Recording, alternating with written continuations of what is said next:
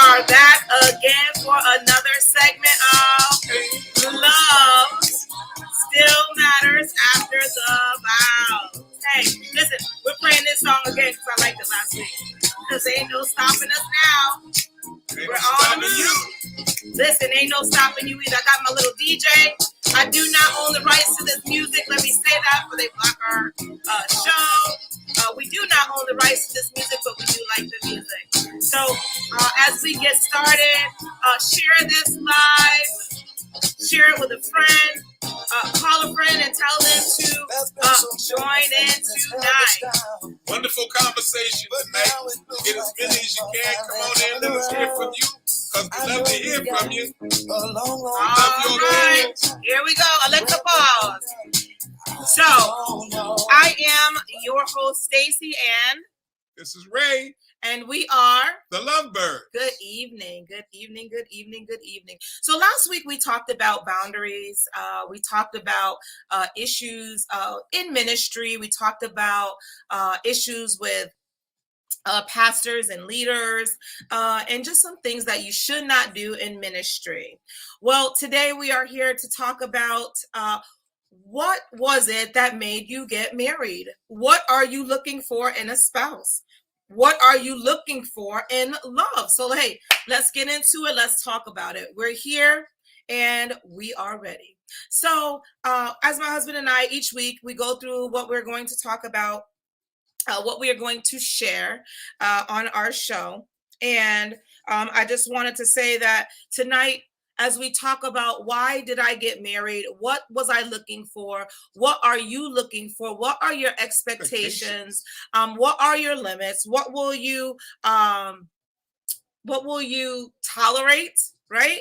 And what you won't tolerate. So we wanted to talk about that tonight. We also like audience participation. We love audience participation. We don't like to talk to ourselves. As much as I love my husband, as much as he loves me, we love to talk to each other. But on this show, we like to get a little bit of audience reaction and participation. So good evening to you, Gloria. Thank you so much for joining us. We just want to talk about, again, why did I get married? What was I looking for? And what intrigued me about my husband? So we like to have audience participation because it makes the conversation more stimulating. And I think it's good to have a different myriad of opinions coming in so that we can find a common ground that all of us can say, yeah, this is what we're looking for. So what do people look for when they think about getting married, right? What's really important to you? Some people get married because they're looking for love, because they're tired of being alone. Some people get married for money. Some people get married for children. And some people get married, I'll say for emotional security. Emotional security. But my mom always told me, don't get married for bills or babies, right? That was her standard growing up in our house. She told us, you get married for love. You get married because you want to, not because you're forced to, right? Because we know that when people are forced to get married, it doesn't always last, right? What are we talking about forced to get married? We're talking about shotgun weddings. You know, back in the day, if someone was to become with child, they were either forced to get married or something of that nature, right? And so we know that this day and age, people do not get married because they became with child or something of that nature. So let's talk about the importance and what to look for when you are getting married, because you should never settle, right? Let's talk about that. You should never settle, right? If you meet somebody, back in the day when I was in the apostolic church, if you were dating someone, you had to have the expectation of you were going to get married, right? You were going to get married to that individual. But that's not necessarily so. Just because you're dating someone doesn't mean that you're ready to get married. Now, if you get together and you begin to have feelings, you begin to have, your emotional I won't say really emotional attachment, but you're feeling emotionally tied. You're feeling like this is your soulmate, but it's really not what you had on your list of expectations and looking for a spouse, right? Because we know the word of God talks about writing the vision and making it plain. Even in marriage, you should write down what you are looking for in a spouse. Your expectations. Okay. Because unfortunately, reality is not like the movies where it's happily ever after. You have to work to make the happily ever after. Sleeping Beauty woke up and saw this fine thing standing over her, and she instantly fell in love. Sometimes life is like that. You can get what they used to call back in the day the lightning bolt, where I see him across the room, I saw her across the room, and I just instantly connected. But we got to understand what's part of that connection. Because once you get together, somehow, somewhere we find out this is not the package I thought I really wanted. It looked good. It sounded good. But is this really who I really want to spend my ever after with? Ever after. Ever after. I look at a lot of couples, and I look on Facebook, and I look, on TV with stars, and I look, and people get married, but the commitment is not there for a lifetime. Right? The commitment is not there for a lifetime, meaning that any little thing that comes along, they're ready to call it quits. Right? So this is not our first marriage, right? This is not my first marriage. This is not his first marriage. But for me, I wanted it. Good evening, Mother Harris. But for me, I wanted it to be my last marriage. And so prior to good evening, Missionary Addison. And prior to getting married, I created a list, right, of what I expected in a husband. My first expectation in my husband was that he would love the Lord, thy God, with all his heart and all thy soul.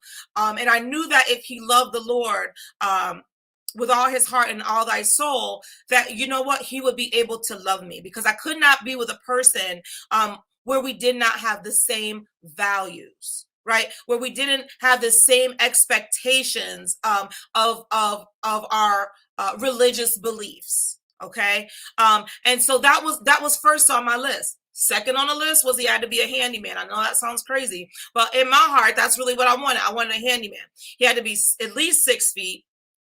I didn't want to be kissing on nobody, shorter than me or anything like that. Not saying that those matches are not good for relationships.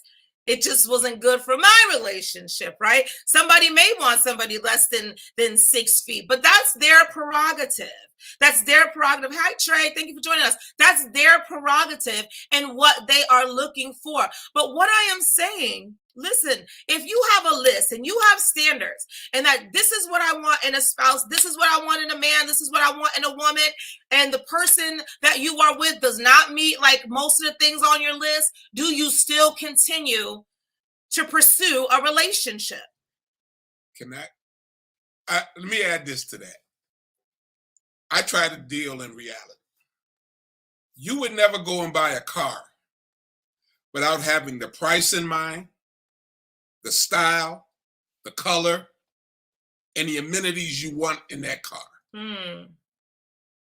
So you go already with certain things in your mind. Do we approach marriage like that, or do we try to live out the fairy tale that we've heard and read and seen in movies and magazines and on television? Is that what we try to go for?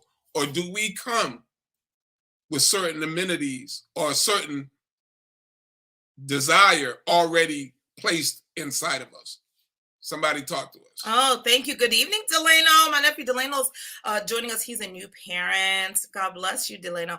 Thank you, Trey, for sharing. So, listen, the reason I'm asking this is because, listen, we're marriage coaches, right? And we do like a lot of marriage counseling. And we meet with people prior to marriage. We also meet with people who are in the marriage and things are happening and things are going on. And listen, so a lot of the things that we see could have been prevented in the beginning of the relationship if it was communicated, discussed, or even addressed, right? Listen, this day and age, a lot of people, well, you may or you may not find someone who is childless, I'll say, right?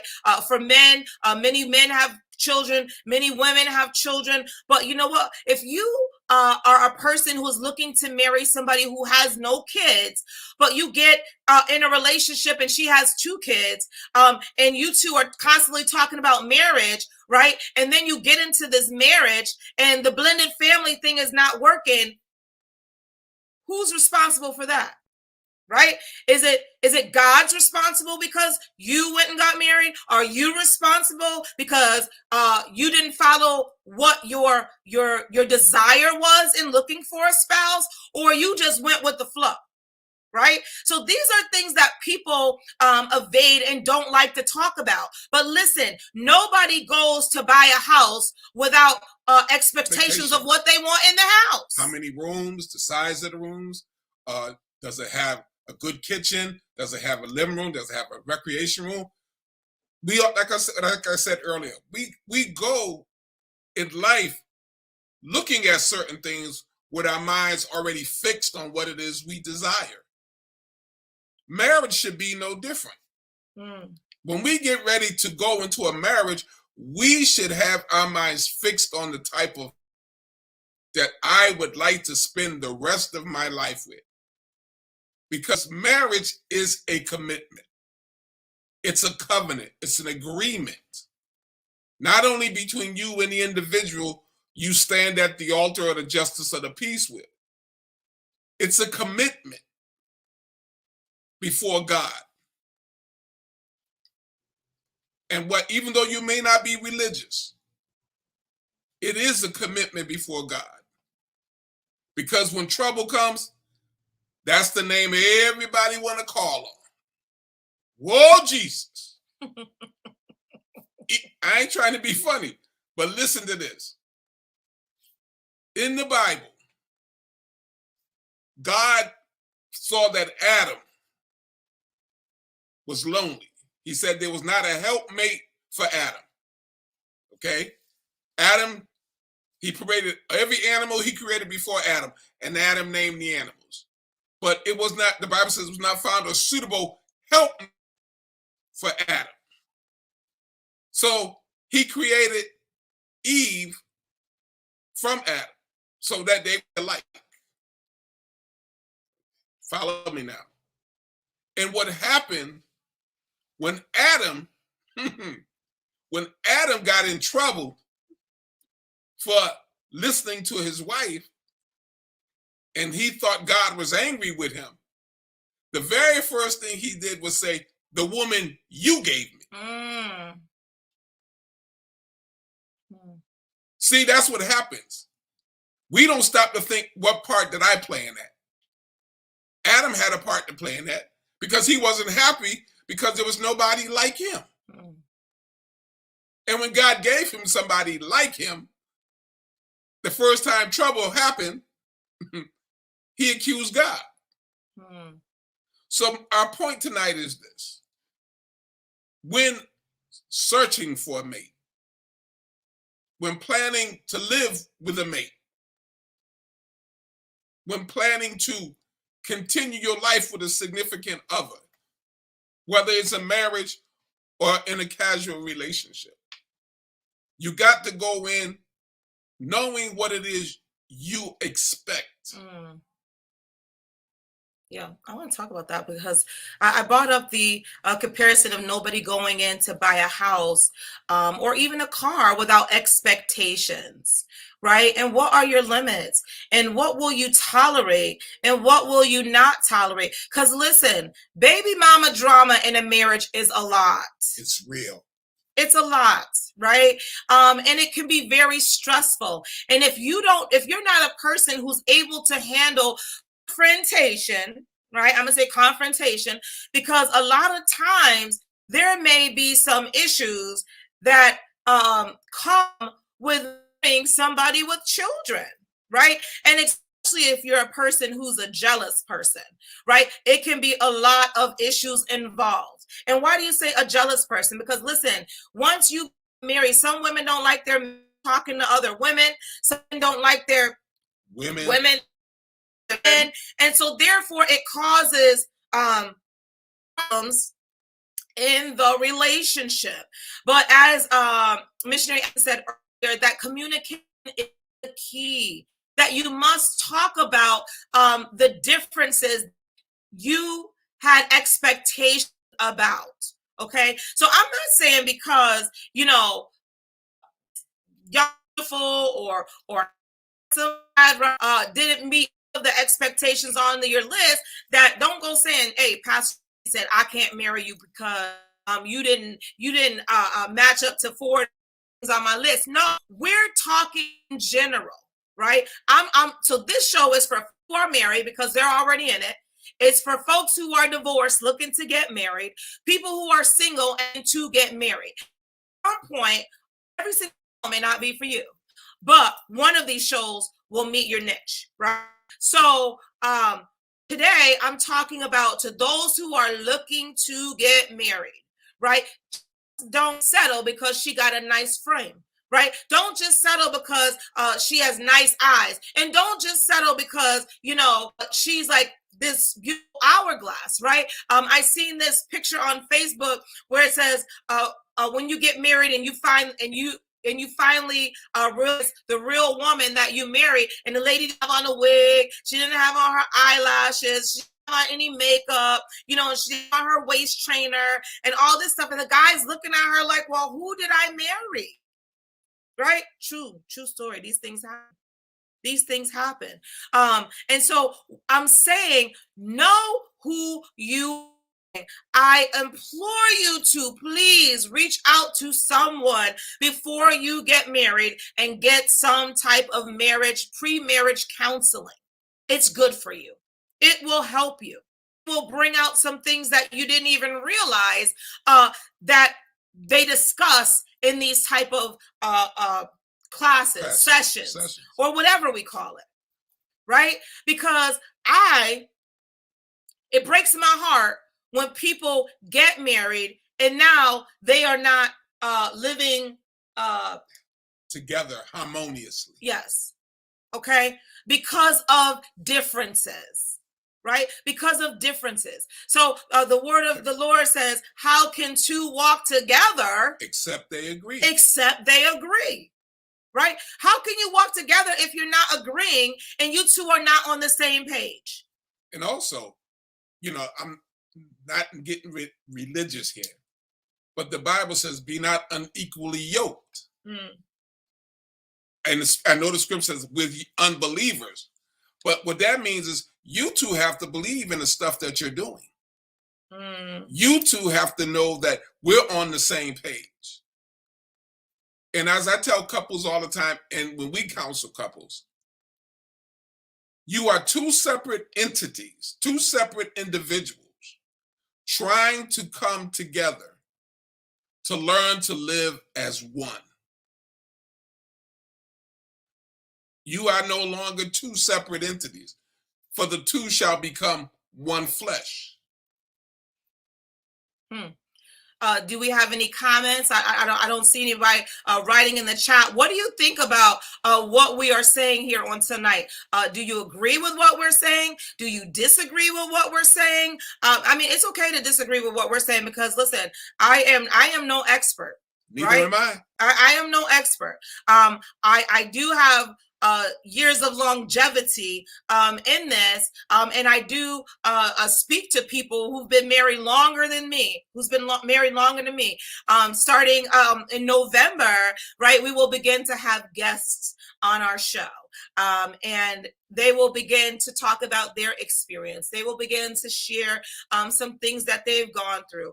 We'll have some people on here. I have a couple who's going to come on who was married, divorced, and they're remarried again. So we will get into all of these things. But tonight, I really just want to stress this as much as I can. Don't just jump into marriage. Don't just jump into marriage. You meet her, you guys are in love, within the first month, and you two got that suddenly going on, and suddenly you want to get married. But when you get into it and begin to get to know each other now in the marriage, there's some differences. Right? There's some issues. You didn't know that he throws his clothes all over the bedroom and won't pick it up. You didn't know that she don't want to cook dinner every night for you. She wants to get takeout every single night. And these are things that concern you, right? These are things that concern you that that you what's the word I'm looking for? That annoy you. I'm gonna just say annoy you, right? They annoy you. I'm gonna keep it 100. I'm gonna keep it real. So think about it, right? Think about it. Listen, look beyond the beauty, right? I'm gonna even go out here on a limb and say, look beyond the booty, right? I mean I'm talking about the frame and the body. Listen, because sometimes, they be walking around here looking like an hourglass, but their mind, they don't have the best concept when it comes to daily living, social skills, communication skills, or life skills. And so people get married for things less than this, right? I've seen people get married because the person was rich. The person had a lot of money. Listen, what happens when the money dries up? What happens when they go bankrupt? Listen, Jesus help me, Father. Listen, my next topic next week is going to be, can you survive marriage without love? Because the reason I'm going to talk about that is because I seen it in a group. And when I began to dive into it with some of the people in the group and bring out some concerns, they were all over it. They were all over. I said, I'm going to schedule you guys and we're going to have you on our show. I said, because listen, if you get into a marriage and the love was lost, then guess what? Prior to the marriage, you were evading some signs, right? There was some things that you were avoiding. There was some things that you were hoping that you could change about him or her once you got into the marriage. And one thing about that, you can't change somebody who's grown. They're not little kids. And even with children, it's been proven that after the age of 6 or 7, a children has its own thought process, its own mind. That's why sometimes when we're raising kids, and they of that age, we get so upset with them. Yes. And so,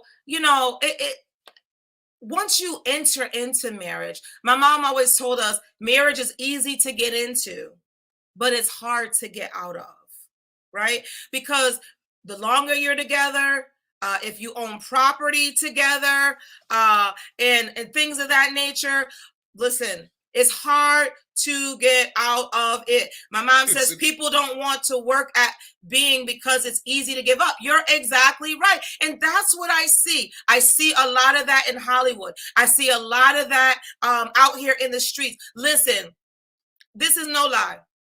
I have a friend who was married for probably about 8 hours into the wedding, right? About 8 hours into the wedding. And on the following Monday morning, they went to the court to file for an annulment. They didn't even get to cut the wedding cake. They didn't even get to eat the meal together.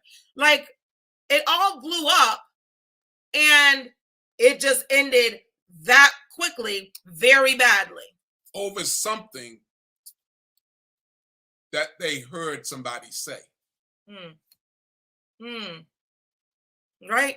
And And so I'm sorry, I didn't mean to cut you no, off. Go ahead. and speaking of easy to get out of, yes, the courts have made it much easier. You got no fault divorces now where you ain't got to prove infidelity or prove a bunch of stuff. But at the same time, what happens now after you get your divorce? In a few months or a few years later, you meet somebody you really, really want to be with. You got all this baggage you got to bring with you. And you can't hide it, because if you hide it, it's going to cause more problems. Because other things will come up out of divorces. And let me say, ladies, I'm gonna talk for the ladies. And he gonna represent the men. All right, I'm gonna just say it like that. But I'm gonna say to the ladies, listen, if he got a wandering eye while y'all together dating, he's gonna have a wandering eye when you get married. If he's cheating while you're dating, 9 times out of 10, he's gonna be cheating when you get married, right? You shave the skin off of a leopard, he's still gonna have them same spots on his skin. That's all I'm gonna say about that. Yes, people can change, but if you see these signs before you get married, don't get married. Don't do it. Don't do it. Listen, you need to have some morals and some values, right? People get married because they don't want to be alone for the rest of their life. But at what cost does it cost you? Mm. If it's going to cost you your happiness, if it's going to cost you your peace, then your listen. Health. Then you need to think about some things. You really need to think about some things. And good evening to the Richardson family this evening. Thank you so much for joining us. Thank you so much, Paula, for joining us. But listen, I see a lot of this, right? Men, you call her and she don't answer the phone, and she calling you back at 2 and 3 o'clock in the morning, and it raises a red flag. I'm seeing red flags all over Facebook, and it raises a red flag, then you need to be a little bit more cautious and pump the brakes, right? But I hear all the time, well, yeah, I knew about that before. I thought he was going to change. I knew about that before, but I thought she was going to change. Listen, God gives us the spirit of intuition for a reason. And if your intuition is going up and you feel that something is not right, and something doesn't smell right or look right, then maybe you shouldn't become involved in this. Or give it a little more time. Because marriage is easy to get into, but hard to get out of. And especially if you have blended families, right? Blended families. We've now brought the children in. He's brought his children. I have my children. We have our children together. And, all this stuff is going on. And I want to address that. Children watch everything we say and everything that we do. Listen, if your children are uncomfortable, right, for a number of reasons with this individual that you're going to be marrying, then you need to evaluate it a little bit more closely. You need to evaluate it a little bit more closely. Stop jumping into these marriages. Go into it with the mindset that I want this to last forever. I want this to last forever. And not only that it lasts forever, but that we are both on the same page, striving for the same things, going in the same direction. That's crucial. You have to be on the same page. I tell my daughters, I tell my sister-in-laws, listen, you got to know that the man that you're going to connect with for the rest of your life is coming to the table, not with just an appetite to eat, but he's coming to the table bringing something to eat as well. So Mother Harris says, marriage is when you find out how strong you really are, how much you really are in love. Can you stand Can you stand the test is the question you have to ask yourself. Great point. Great point. But if you find yourself before you even get married going through a lot of stress, then maybe aside from planning a wedding can be stressful. I'm not talking about that part. I'm talking about you find yourself very stressed in the relationship. 9 times out of 10, you probably shouldn't enter into that relationship. You really shouldn't enter into that, because there's going to be continuation to what you have been experiencing, right? If you, I was talking to a younger couple, actually, and the younger couple was like, well, this and this happens, this and this happens, but we want to get married. And I was like, well, if you can't see the red flags, let me just share them with you. If A is happening, if B is happening, and C is happening, and D, you guys aren't getting along while you're just dating, then I think you two need to take a step back and evaluate this situation just a little bit more closely. Because if it's raining now in the relationship, what you gonna do when the thunderstorms come? And grandma used to always tell us, into each life, some rain must fall. Every day ain't gonna be sunny. Every day y'all ain't gonna be all lovey-dovey. Exactly. Paula says marriage is the hardest job. Marriage is the hardest job that you will ever have. Takes work every day at times. It is, but people are so easy to just throw it all away. They're just willing to walk away. They're willing to just give up. But how you start, right? How you start plays a big role in how you're going to finish. And it's the point we're really trying to get across is knowing what's expected from each of you. Because really, there are 3 things in life that don't come with a manual. There's no manual that you can find or read that will tell you how to do it 100% right. One of them is marriage. Right. The other one is raising children. And the other one is how to deal with adversity or problems in life. Good point. Good point. And if we are in relationship, marriage, with significant others, and these things arise, and neither one of you know how to handle it, how will you get through it? Good point. Good point. Because listen, if you wear her down when she's spending all her money on shoes, clothes, and pocketbooks and not saving any money, and you guys come together and get married, now you mad because she's not saving any money. You knew she wasn't saving any money before you got married, right? So these are just some of the things that we love to share with you. We love to share with you. Thank you so much for joining us. We appreciate each and every one of you tuning in to join us. It is approaching the 9 o'clock hour, and we certainly thank you for tuning in with us on Love Still Matters After the Vows with the bird songs, The Love, aka TheLuvByrds. We look forward to seeing you each week. Listen, would you share with a friend? Will you share this live? Will you tell someone about our show? Again, in November, we will begin to have special guests come on and to share. I know that a few of my friends have asked, when am I going to have my mom back on? They loved her. They loved her. So we will get her back on prior to the holidays. And some of our guests that have been tuning in, we want to hear from you. What would you like us to discuss? What would you like us to talk about? We want to share a little bit for the newlyweds. If you are a newlywed couple, please reach out to us. We would love to have you on our show to share the joys of freshly being newlyweds, right?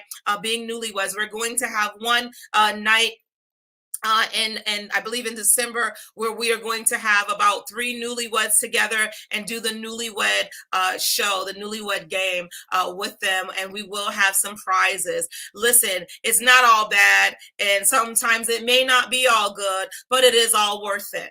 right? It is all worth it. We thank you because your caring and your sharing will help somebody else stand the test of time, right? So we thank you, all of you, and we look forward to hearing from each and every one of you, because many of you have so much wisdom to share with each and every viewer that we have, and we truly appreciate you taking your time out on a Tuesday evening from 8:30 to 9 to tune in to Love Still Matters After the Vows. So join us each week. You'll find us here every Tuesday, as she said, from 8:30 to 9. So please, tell a friend, tell Lottie, tell Dottie, tell everybody. Come and see us on Tuesday for Love Still Matters After the Vows. Well, we thank you. We look forward to seeing you. And remember, next week, where do you find us? Facebook. Where? Fellowship of Sons. Where? YouTube. Listen, don't forget, tune into the Fellowship of Sons on Wednesday. You can find Quintina, where she will be talking about fostering the kingdom. Join us on Monday nights, where you can find Dr. Joshua Mills, where he comes and he goes forward and he shares and pours into your life. Don't forget, on Sundays you can find Brother Carl Casey. Every day there's a wonderful lineup on the Fellowship of Sons. We look forward to you joining us on our special page. Thank you so much. Please share this page with your friends. We look forward to hearing from you. Have a blessed and wonderful night. Again, don't forget, we are the TheLuvByrds. See you soon. Good night. Good night.